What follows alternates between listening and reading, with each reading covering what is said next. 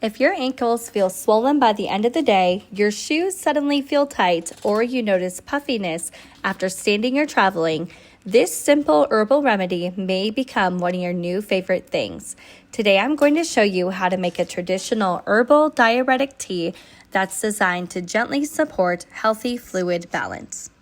For this tea, you'll need 1 teaspoon of dried dandelion root or leaf, 1 teaspoon of crushed celery seed, 1 teaspoon fresh or dried parsley, 1 small slice of ginger, and 10 drops of nettle tincture if you want to take this recipe to the next level.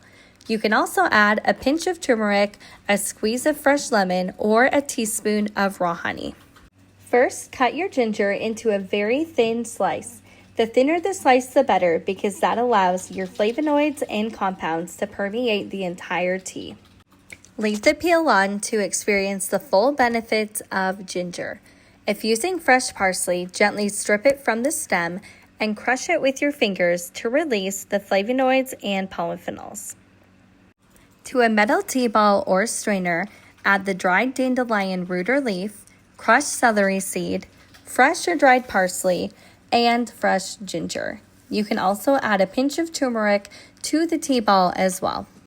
This recipe has so many benefits, including healthy fluid balance with dandelion root, circulation support through celery seed, an herbal kidney tonic through parsley, and healthy circulation with ginger.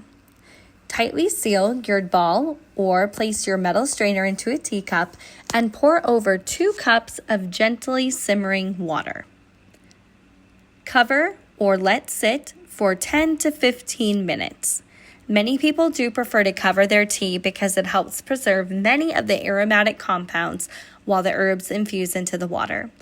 Strain into a mug and add a squeeze of fresh lemon and a teaspoon of fresh honey if desired. For extra diuretic support, add in 10 drops of nettle tincture.